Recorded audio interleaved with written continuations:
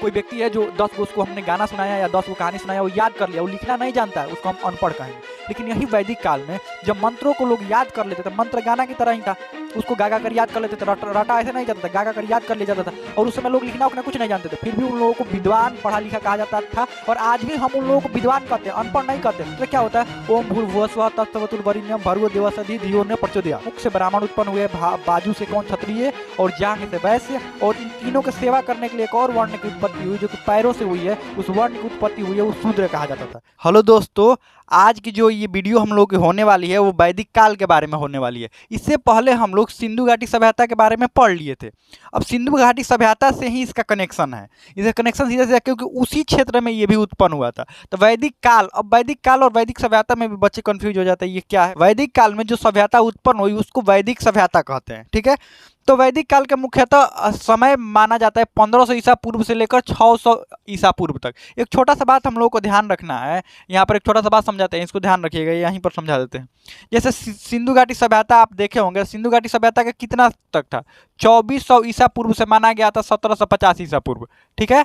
और ये वैदिक सभ्यता का कहाँ से कहाँ तक माना गया है, 1500 से लेकर 600 ईसा पूर्व तक माना गया है। एक छोटा सा बात समझना यहाँ पर ये है कि यह 1700, और इसी क्षेत्र में वैदिक सभ्यता उत्पन्न हुई, जिस क्षेत्र में सिंधु घाटी सभ्यता उत्पन्न हुई थी, सप्त सैंधव प्रदेश में, इसी सप्त सैंधव प्रदेश में वैदिक सभ्यता भी उत्पन्न हुई। तो 1750 से लेकर 1500 ईसा पूर्व के बीच, 1750 में ये खत्म हो गया, सिंधु घाटी सभ्यता 1750 में खत्म हो गया।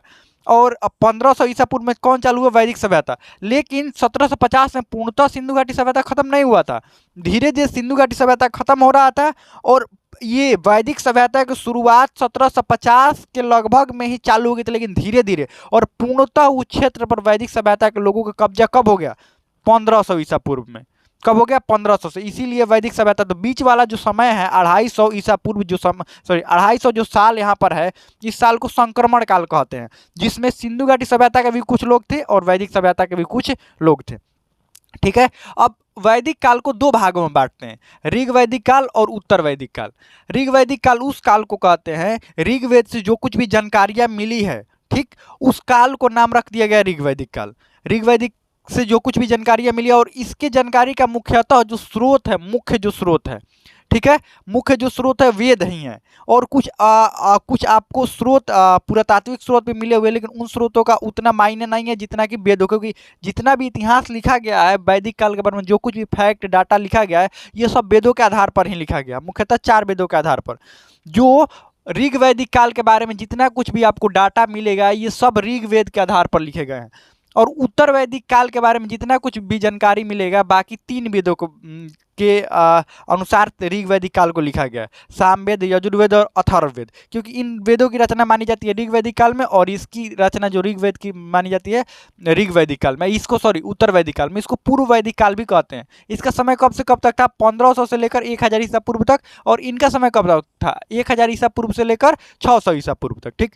अब पूर्व ज्ञान आपका क्या, एक पिछला वाला से कैसे हम इसको कनेक्ट करेंगे। सैंधव सभ्यता के पश्चात सप्त सैंधव प्रदेश में जिस सभ्यता की शुरुआत हुई उसे वैदिक सभ्यता कहते हैं। यानी कि सैंधव यानी सिंधु घाटी सभ्यता के बाद सप्त सैंधव प्रदेश। अब सप्त सैंधव प्रदेश क्या होता है, देखिए समझिए, इसको समझने के लिए थोड़ा सा इसको यहाँ पर मिटाते हैं। सप्त सैंधव क्षेत्र किसको कहते हैं, सिंधु और बाकी 6 उसकी नदियाँ, सिंधु और 6 नदियाँ, यानी कि कुल 7 नदियाँ हो गए। और इन 7 नदियों के किनारे जो सभ्यता पहले बसी थी उसको सिंधु घाटी की सभ्यता कहते हैं।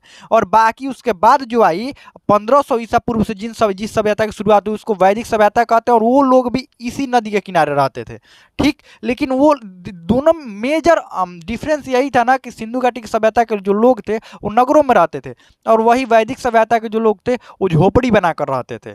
शुरू में झोपड़ी बनाकर फिर गांव बना, फिर गांव से एक बड़ा सा जनपद बना, जनपद से महाजनपद बना, फिर राजा होने लगे। वो आगे हम लोग पढ़ेंगे, ठीक। थोड़ा सा मैप से इसको देख लेते हैं, ताकि आपको कभी भी एग्जाम में अगर डिस्क्रिप्टिव पेपर लिखने के लिए जाए, मैप बनाने के लिए जाए, तो आप मैप बना सकते हैं और इसे समझ भी सकते हैं, ठीक है।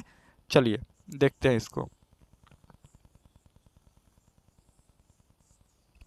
देखिए ये भारत का मैप हो गया, ठीक। और भारत का मैप कोई परफेक्ट बने ये जरूरी नहीं है। चलिए सबसे पहली जो नदी देखते हैं, सबसे पहली जो नदी है सिंधु नदी, ठीक है, सिंधु नदी। सबसे पहली नदी कौन सी आई है, सिंधु नदी है, सिंधु नदी। इस बात को ध्यान रखिएगा। अगला नेक्स्ट वाली जो नदी है ये वाली है झेलम नदी। झेलम नदी अगली वाली जो नदी है यहाँ पर, झेलम के बाद यहाँ पर चेनाब नदी, ठीक आकर इसी में मिल जाती है। ये झेलम है, कौन सी नदी है? झेलम नदी है। झेलम ये कौन सी नदी है? ये चेनाब नदी है, चेनाब, ठीक। झेलम नदी और चेनाब नदी। उसके बाद यहाँ से रावी, रावी नदी। रावी नदी के बाद एक और नदी यहाँ पर होती है जिसका नाम है यहाँ पर सतलज, और सतलज में ही यहाँ पर सतलज की सहायक नदी है। यहाँ थोड़ा मैप छोटा बन गया। सतलज की सहायक नदी है यहाँ पर, सतलज की सहायक नदी जिसका नाम है ब्यास। तो ये कौन सा हो गया? झेलम हो गया, ये चेनाब हो गया, ठीक है। ये रावी नदी हो गए, रावी। आप सिंधु घाटी सभ्यता पढ़े होंगे तो याद भी होगा। ये ब्यास नदी, ब्यास जो कि किसकी सहायक नदी है? सतलज की सहायक नदी है, सतलज।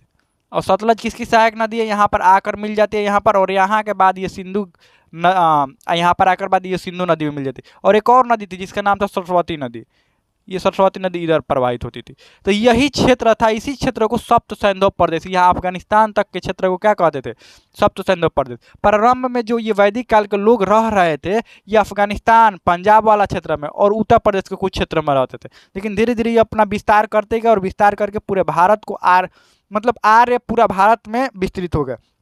और मुख्यतः यहाँ के जो लोग थे, वैदिक काल के जो लोग थे वो आर्य थे। उनको क्या कहा जाता था? कि ये लोग आर्य हैं, और आर्यों को माना जाता था कि आर्य यहाँ से नहीं आए हैं। एक और छोटा सा बात हम लोगों को समझना है कि जो वैदिक काल के बारे में, मुख्यतः वैदिक काल जो है वो वेदों पर आधारित था। इनका जितना भी जीवन आप देखिएगा ना, चाहे इनका आर्थिक जीवन देख लीजिए, राजनीतिक जीवन देख लीजिए या सामाजिक जीवन देख लीजिए, ये सब जीवन जो आधारित था वेदों पर ही आधारित था। और नियमों का एक मतलब संकलन था, वो वेद ही था। जैसे अभी हम लोग का नियमों के, हम लोग का जीवन किस पर आधारित है? हम अगर भारत देश में रहते हैं, भारत एक धर्मनिरपेक्ष देश है, लोकतांत्रिक गणतांत्रिक देश दोनों हैं। तो ये सब किस पर आधारित है? हम लोग का संविधान पर आधारित है। संविधान के अनुसार चलते हैं। अगर संविधान का आप उल्लंघन कीजिएगा तो मतलब आप कानून का उल्लंघन कर रहे हैं, और आपको जेल हो सकता है या जो कुछ भी पनिशमेंट आपको मिल सकता है, ठीक। संविधान पर अभी हम लोगों का जो देश है, हम लोग का जीवन जो है वो संविधान पर निर्भर है। राजनीतिक जीवन हो गया, आर्थिक जीवन, सब कुछ संविधान पर निर्भर है, ठीक। उस समय के लोगों का जीवन किस पर निर्भर था? वेदों पर। तो वैदिक जो शब्द की उत्पत्ति मानी जाती है वेद से, और जिसका अर्थ होता है ज्ञान। वेद का अर्थ क्या होता है? ज्ञान। अब आप एक और बात, जो इस सभ्यता के स्थापित करने वाले लोग थे उनको आर्य कहा जाता था। क्या कहा जाता था? आर्य। और आर्य का शाब्दिक अर्थ आपसे पूछा जाएगा तो श्रेष्ठ होता है। आर्य का शाब्दिक अर्थ क्या होता है? श्रेष्ठ होता है, ठीक है। तो इस बात को आप ध्यान रखिएगा। और देखिए विद्वानों ने कहा कि जैसे आप सिंधु घाटी सभ्यता में आप पढ़े, हम बताए भी सिंधु घाटी सभ्यता में, कोई सिंधु घाटी सभ्यता के विनाश होने के कई विद्वानों ने कई कारण दिए थे। जैसे जॉन मार्शल कहते हैं कि बाढ़ आ गया था। कुछ विद्वान कहते हैं, जैसे व्हीलर कहते थे कि देखिए नहीं, बाढ़ नहीं आया था, यही लोग आक्रमण किए थे। ये जो आर्य जो थे ना, यही आक्रमण करके सिंधु घाटी सभ्यता खत्म कर दिया और उसी क्षेत्र में अपना सभ्यता लेकर आ गए। कौन सी सभ्यता? वैदिक सभ्यता लेकर आ गए, मतलब उसी क्षेत्र में रहने लगे। लेकिन कुछ विद्वानों ने कहा नहीं, ऐसा नहीं हुआ था, बाढ़ के कारण सिंधु घाटी सभ्यता खत्म हो गई थी। इसके बारे में डिटेल में चर्चा हम लोग सिंधु घाटी सभ्यता के बारे में किए थे। विभिन्न विद्वानों का विभिन्न मत है। एक इतिहास के बारे में एक बढ़िया सा फैक्ट कहा जाता है कि देखिए, इतिहास एक ऐसा टॉपिक है जिसमें एक हाथी की तरह है, जिसको और विभिन्न विद्वान जो है, और एक हाथी की तरह ये इतिहास है, और विभिन्न विद्वानों द्वारा जिसको हाथी का जो सा अंग पकड़ में आया वो बोल दिए कि इतिहास ऐसा है। जैसे एक हाथी है, हाथी के कुछ विद्वानों के जो हाथी का पूंछ पकड़ में आ गया तो कह रहे नहीं, हाथी जो है वो पतली है और लंबी है। कुछ विद्वान जो है उनके हाथ में उसका पाँव आ गया तो कह रहे कि देखो हाथी पतली नहीं है, हाथी मोटी है और लंबी है। कुछ विद्वानों के हाथ में उनका सूंड आ गया उसका, तो कह रहे नहीं, पतली भी है और पहले पतली उसके बाद मोटी है हाथी। कुछ विद्वानों के हाथ में उसका दांत आ गया तो कह रहे नहीं, पतली तो है लेकिन नुकीली है वो, पतली। तो ऐसे ही सारे विद्वान अलग अलग मत, अपना अलग अलग अनुमान लगाते हैं इतिहास के बारे में, और जिस मत पर बहुत सारे विद्वान सहमत हो जाते हैं उसी को अगर कोई विद्वान किसी मत पर सहमत हो गया कि चलो पूछ बहुत सारे विद्वानों ने पकड़ लिया और उसको कहने लगे चलो ये पूछ ही है, मतलब जो हाथी है वो पूछ की आकार की, मतलब पतली है, तो सभी लोग मान लेते हैं कि चलो पतली है। ठीक वैसे ही यहाँ पर कहा जाता है कि देखो ये जो लोग थे, आर्य जो थे, वो यहाँ के तो थे नहीं, ये तो कन्फर्म है कि इस क्षेत्र के आर्य नहीं थे, आर्य कहीं बाहर से आए थे। अब बाहर से कहाँ से आए थे, बहुत सारे विद्वानों ने अपना अलग अलग मत दिया, ये मत आपके एग्जाम में पूछे जाते हैं, ठीक है। तो इसको ध्यान रखिएगा, कौन कौन से विद्वानों ने क्या क्या मत दिया है, विद्वानों के मत और आर्य का मूल निवास। ये कह रहे हैं कि देखो आर्य का मूल निवास तो ये था नहीं, आर्य का मूल निवास तो कोई और है। तो ठीक है, कौन है बताइए। तो देखिए अलग अलग विद्वानों ने, इसमें सबसे पहला जो मत आता है मैक्स मुलर का आता है। ये मैक्स मुलर कहते हैं कि देखो ये मध्य एशिया से आए थे। कहाँ से आए थे, मध्य एशिया से आए थे, ठीक है। और विभिन्न परमाणु के आधार पर ये लोग कहते हैं। अब देखिए ये लोग अनुमान कैसे लगाते हैं, आप कहेंगे ये कैसे अनुमान लगा रहे थे। जो वेदों में जो मंत्र मिलते हैं ना, जो वेदों में मंत्र और उनका रहन सहन, मंत्रों से उनका रहन सहन के बारे में जानकारी मिलता है। अगर हम अभी कोई कहानी की रचना करें तो क्या वैसी कहानी की कोई रचना कर सकते हैं जो हमारे जीवन से कनेक्टेड नहीं है, हम कभी उसे देखबे नहीं किए हैं, जानबे नहीं किए हैं, वैसे कहानी को नहीं हम करेंगे। हम वैसा ही कहानी करेंगे स्थल, या अभी जो कुछ भी अभी मूवी जो बनता है वो कैसा बनता है, या तो पुराने समय में जो हम देखे होते हैं वही कोई ऐसा चीज़ बना देते हैं जो नहीं हम लोग जानते हैं, नहीं देखते हैं, नहीं वो सब। तो वो कहानी में वो सारे देख रहे थे कि अच्छा मंत्रों में ये चीज़ें हैं, ये माहौल कहाँ पर मिलता है, ये इन्वायरमेंट कहाँ पर मिलता है, ये जो घास का मैदान ये लोग बोल रहे हैं, जंगल पहाड़ नदियाँ बोल रहे हैं, ये सब किस क्षेत्र में मिलता है। तो उसी के आधार पर इन लोगों ने अपना अपना मत दिया। जैसे मैक्स मुलर कहते हैं कि देखिए मध्य एशिया से आए थे। बाल गंगाधर तिलक कहते हैं कि नहीं ये उत्तरी ध्रुव से आए थे। यही डॉक्टर अविनाश चंद्र दास कहते हैं कि नहीं ये सप्त सैंधव प्रदेश से आए थे। दयानंद सरस्वती कहते हैं कि तिब्बत से आए थे। कहाँ से आए थे, तिब्बत से आए थे, ठीक। अब अलग अलग विद्वानों का अलग अलग मत है, लेकिन सबसे अधिक विद्वान जिस मत पर सहमत है वो मैक्स मुलर के मत पर सहमत है, ठीक है। किसके मत पर सहमत है, मैक्स मुलर के मत पर सहमत है। और एक बात, मैक्स मुलर जो बात कहते हैं कि ये मध्य एशिया से आए थे, इसके कुछ प्रमाण भी मिले हुए। एक वहाँ से एक अभिलेख मिला हुआ है, मध्य एशिया से एक अभिलेख मिला। मध्य एशिया मुख्यतः ईरान वाले क्षेत्र को मध्य एशिया कहते थे। तो वहाँ से एक अभिलेख मिला हुआ है जिसको बेगजा कोई के अभिलेख कहते हैं। ये आगे हम लोग पढ़ेंगे, उसके स्रोत पढ़ेंगे ना आगे, तो आगे उसमें पढ़ेंगे। बेगजा कोई का अभिलेख में 4 देवताओं का वर्णन मिला हुआ है, ठीक। इंद्र के बारे में मिला हुआ है, वरुण के बारे में मिला हुआ है, इन देवताओं के बारे में वर्णन मिला हुआ है। तो इससे मैक्स मुलर के बात थोड़ी थोड़ी प्रमाणिक भी लगती है, जो कि जब इनके देवताओं का एक अभिलेख वहाँ पर मिला है, मतलब ये लोग वहाँ पर भी रहते होंगे, ठीक। तो ये ऐसे ऐसे अपना अपना मत ये लोग दिए हैं। उसके बारे में, स्रोत के बारे में हम लोग आगे पढ़ेंगे कि स्रोत इसके क्या क्या है। तो सबसे पहले भौगोलिक विस्तार देख लेते हैं, क्योंकि मुख्यतः अगले भाग में पढ़ेंगे। मुख्यतः हम लोग वही बात देखते हैं जो अभी शुरू में जो जरूरी है। अब इनका भौगोलिक विस्तार कहाँ कहाँ था। भौगोलिक विस्तार ऋग्वेद के अनुसार, किसके अनुसार, ऋग्वेद के अनुसार ये आर्य कहाँ पर रहते थे, सप्त सैंधव प्रदेश में। आर्य कहाँ पर रहते थे, सप्त सैंधव, यही सप्त सैंधव प्रदेश है, इसी प्रदेश में रहते थे। और सप्त सैंधव प्रदेश में कौन कौन सी नदी आती है, सिंधु, सरस्वती। देखिए लिए सरस्वती नदी विलुप्त हो गई है, सरस्वती नदी क्या हो गई है, विलुप्त हो गई है, ठीक। हाँ, तो सिंधु नदी याद रखिएगा, सिंधु सरस्वती, सिंधु नदी सरस्वती, सिंधु नदी ये ऊपर वाली, ये नीचे वाली सरस्वती नदी।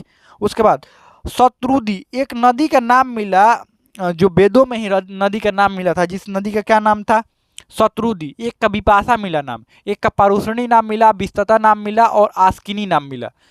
तो ये सब नाम मिले, लेकिन ये सब नदी तो अभी है ही नहीं। देखिए लोग अपने अपने अनुसार, अपने अपने काल के अनुसार, अपने अपने जरूरत के अनुसार अलग अलग नाम रख लेते हैं। जैसे उदाहरण के लिए हम समझाते हैं, गंगा नदी है हम लोग की पवित्र नदी मानी जाती है। गंगा जैसे ही पश्चिम बंगाल में एंट्री होती है ना, गंगा से पहले गंगा 2 धाराओं में रहती हैं, भागीरथी और अलकनंदा, ठीक। और अलकनंदा में भी कई नदियां आकर मिलती है, वो तो अलग बात है। 2 धाराओं रहती है। जब यही धारा जब एक जगह मिलती है, देवप्रयाग में ये मिल जाती है, तो इसको कहा जाता है गंगा, ठीक। अपने अनुसार हम लोग नाम रख देते हैं गंगा। गंगा जब आगे बढ़ती है, उत्तर प्रदेश और बिहार के मैदानी क्षेत्र से जब आगे बढ़ती है, ये पश्चिम बंगाल में एंट्री करती है, तो वहाँ से 2 जलधाराएँ बढ़ जाती हैं, ठीक। 2 जलधारा, एगो को हुगली कह देते हैं और एगो को पुनः भागीरथी नाम दे देते हैं। वहीं से गंगा का वहीं से विलुप्त का काम शुरू हो जाता है, मतलब गंगा का नाम ही विलुप्त हो जाता है। वहाँ से हम लोग 2 नाम रख देते हैं। जैसे ये नदी भागीरथी, क्योंकि जो हुगली नदी है डायरेक्ट जाकर मिल जाती है इधर बंगाल की खाड़ी में, ठीक। और एक भागीरथी, इसका एक और जलधारा भागीरथी जब एंट्री होती है ये ये बांग्लादेश में, तो वहाँ पर इसका नाम रख दिया जाता है पद्मा, नाम रख दिया जाता है। क्या नाम रख दिया जाता है, पद्मा। वहाँ पर ब्रह्मपुत्र नदी से मिलती है, पद्मा नाम रखते हैं। पद्मा जैसे ही आगे बढ़ती है और एक और नदी में मिलती है मेघना, तो पद्मा का भी नाम बदल कर क्या रख दिया जाता है, मेघना। और अंत में जो गंगा नदी का जल है वो मेघना के नाम से कहाँ पर गिरता है, बंगाल की खाड़ी में। तो देख रहे हैं हम लोग एक ही नदी को कई नामों से बांट दिए हैं। ठीक वैसे ही उसी नदी को प्राचीन समय में ये वैदिक काल में क्या क्या कहा जाता था, तो उसी नदी को गेस करा गया कि देखो शतरुदी जो नदी थी वो कौन सी नदी थी। वर्तमान के सतलज नदी को क्या कहते थे, शतरुदी। ब्यास नदी को विपाशा कहते थे प्राचीन समय में, और रावी नदी को प्राचीन समय पारुष्णी कहते थे, इसको विस्तता कहते थे, और इसको आस्किनी कहते थे। तो इसको याद रखिएगा, एग्जाम्स में ये पूछा जाता है। अगर वैदिक काल से क्वेश्चन आता है तो मुख्य बात ये रहता है कि ये भी आपसे पूछ लिया जाता है थोड़ा टफ बनाने के लिए। ठीक है, तो इसको ध्यान रखिएगा क्या क्या नाम है। आगे है, कहा जाता है कालांतर में आर्यों द्वारा संपूर्ण भारत में विस्तार कर लिया गया। बाद में आर्यों द्वारा पूरे भारत में विस्तार कर लिया गया। अब देखें अभी तक विस्तार है ही। ठीक, और उसके बाद वेद प्रारंभ में लिखित नहीं थे। तब वेदों के बारे में देखते हैं। वेद कहा जाता है प्रारंभ में वेद लिखित नहीं थे, और लिखित नहीं थे इसको कैसे याद करा जाता था। प्रारंभ में लिखने का कोई साधन था भी नहीं, लोग लिखते भी नहीं थे। अब आज अगर किसी व्यक्ति को अपना नाम नहीं लिखने आ रहा है, सिर्फ बोलने आ रहा है, और मान लो उसको 10 को आपने कहानी सुना दिया, 10 कहानी को याद कर लिया, और या 10 गाना को याद कर लिया, तो उसको हम आज अनपढ़ कहते हैं। क्या कहेंगे, अनपढ़ कहेंगे। देखो ध्यान से समझो, अनपढ़ का परिभाषा कैसे बदलता है। क्या कहते हैं, अनपढ़। अभी कोई व्यक्ति है जो 10 को उसको हमने गाना सुनाया या 10 को कहानी सुनाया, वो याद कर लिया, वो लिखना नहीं जानता है, उसको हम अनपढ़ कहेंगे। लेकिन यही वैदिक काल में जब मंत्रों को लोग याद कर लेते थे, मंत्र गाना की तरह ही था, उसको गा गा कर याद कर लेते थे। रटा ऐसे नहीं जाता था, गा गा कर याद कर लिया जाता था। और उस समय लोग लिखना उखना कुछ नहीं जानते थे, फिर भी उन लोगों को विद्वान पढ़ा लिखा कहा जाता था। और आज भी हम उन लोगों को विद्वान कहते हैं, अनपढ़ नहीं कहते। कोई भी व्यक्ति अपना नाम लिखना नहीं जानता था, सिर्फ बोलना जानता था, फिर भी हम उसको विद्वान कहते थे। लेकिन आज अपना नाम ना लिखना जाने, लेकिन बहुत सारी कहानी, बहुत सारे फैक्ट, बहुत कुछ याद रखे, फिर भी आज उसको पढ़ा लिखा हम लोग नहीं कहते। साक्षर का मतलब यही होता है कि वो अपना नाम लिखना कम से कम जान जाए। ठीक है, तो वहाँ उस समय लोग क्या करते थे, प्रारंभ में वेद लिखित नहीं थे, लिखते नहीं थे, क्या करते थे, रट रट कर याद करते थे, गाना की तरह गा गा कर याद करते थे, और अगली पीढ़ी को सुना देते, वो अगली पीढ़ी को सुना देते। आप भी अपने घर में कहानियों को सुने होंगे, तो आपकी माता जी या आपकी दादी जी आपको कहानी सुनाई होंगी। ठीक, वो कहानी कैसे, वो किसी और से सुनकर, उस कहानी को कहीं लिखित कहानी नहीं है, वो कहीं और से सुनकर आपको सुनाई, वो सुनकर कई आपने गाँव में कहावतें भी सुनी होंगी, वो कहावत कहीं लिखा हुआ नहीं है, अनपढ़ व्यक्ति भी उस कहावत को जानता है, उस कहानी को जानता है, वो आपको सुना देता है। तो ठीक वैसे ही वेद थे, इसीलिए वेद को श्रुति साहित्य कहा जाता है। क्या कहा जाता था, श्रुति साहित्य। इस बात को ध्यान रखिएगा, सुन सुनकर याद किया जाता था, इसीलिए इसको श्रुति साहित्य कहा जाता था। इसका संकलन करता कृष्ण द्वैपायन वेद व्यास को माना जाता है। वेदों को जो देखो, वेद मुख्यतः वेदों की रचना हो गई थी, मंत्रों की रचना भी हो गई थी। वेदों की रचना मतलब रचना वैसे नहीं जैसे एकदम आपको एकदम सिस्टमेटिक तरीका से, जैसे कुछ चीज़ें ऐसी देखिएगा ना कि कुछ व्यक्ति खाना देते हैं ना, खाना बन गया है, खाना देते हैं ऐसा वो इधर उधर बिखरा हुआ देते हैं, कुछ ऐसे देते हैं खाना को इतना सजा देते हैं कि आपको देखने में बढ़िया लगता है, अरे कितना सुंदर खाना है। ठीक वैसे ही वेदों को सजाने का जो काम किया, जो उसकी सजाने को संवारने का जो काम किया, एक जगह मिलाने का और बांटने का, अलग अलग देखो ये ऋग्वेद, ये उत्तर वैदिक काल में रचना होती है, ये 3 गो वेदों में से बांटने का जो काम किया और सजाने का जो काम किया कृष्ण द्वैपायन वेद व्यास ने किया था। इसीलिए वेद के संकलनकर्ता इनको कहा जाता है। आगे बढ़ते हैं, और वेदों की अलग अलग मंत्रों की रचना अलग अलग ऋषियों द्वारा किया गया। तो आप ये नहीं कह सकते कि ऋग्वेद की रचना इसने किया, इन्होंने किया, या यजुर्वेद की रचना इन्होंने किया। उसमें बहुत सारे मंत्र हैं और उन मंत्रों को अलग अलग ऋषियों द्वारा, किसी एक व्यक्ति द्वारा रचा भी नहीं गया था। ठीक, आगे बढ़ते। वेद कितने होते हैं, 4 वेद 4 होते हैं, और चारों वेदों के बारे में आज हम लोग देखेंगे। तो सबसे पहला और प्राचीन वेद होता है ऋग्वेद। इससे क्या जानकारी मिलती है हम लोग को, ऋग वैदिक काल के बारे में जानकारी, कब से कब तक, 1500 से लेकर 1000 ईसा पूर्व के बारे में जानकारी इसी वेद से मिलती है। सबसे प्राचीनतम वेद, सबसे बड़ा वेद किसको कहा जाता है, ऋग्वेद को। ये बहुत बड़ा था और सबसे प्राचीनतम वेद था। इसमें सब कुछ नियम वम सब कुछ लिखा हुआ था, लोगों का जीवन कैसा रहेगा, आर्थिक जीवन, सामाजिक जीवन, सब कुछ कैसा रहेगा, ये सब कुछ कहाँ पर लिखा हुआ था, ऋग्वेद में। ठीक है, उसके बाद इसमें कितने 10 गो मंडल थे, 1028 सूक्त थे और 10,580 ऋचाएँ थी। इसको भी थोड़ा ध्यान रखना होता है। 2 गो मुख्यतः मंडल आपको ध्यान रखना होता है और सूक्त ध्यान रखना होता है, 2 गो याद रखिएगा। 1028 सूक्त है और 10,580 ऋचाएँ। इसका पहला और 10वां जो मंडल है वो अंत में जोड़ा गया था। पहला और 10वां मंडल कब जोड़ा गया, अंत में जोड़ा गया था। इस बात को ध्यान रखिएगा, पहला और 10वां मंडल कब? अंत में जोड़ा गया था। इसको पढ़ने वाले ऋषि को हेत्रु कहा जाता था। क्या कहा जाता था? हेत्रु। जैसे अभी कुछ कोई भी पढ़ने वाला व्यक्ति, जैसे हम लोग कुछ बोल रहे हैं तो वक्ता कहा जाएगा, और जो सुनता है उसको क्या कहा जाएगा? श्रोता। ठीक वैसे ही जो ऋग्वेद को पढ़ता था ना, जो व्यक्ति जो उसका उच्चारण करता था, उसको क्या कहा जाता था? हेत्रु कहा जाता था। आगे बढ़ते हैं।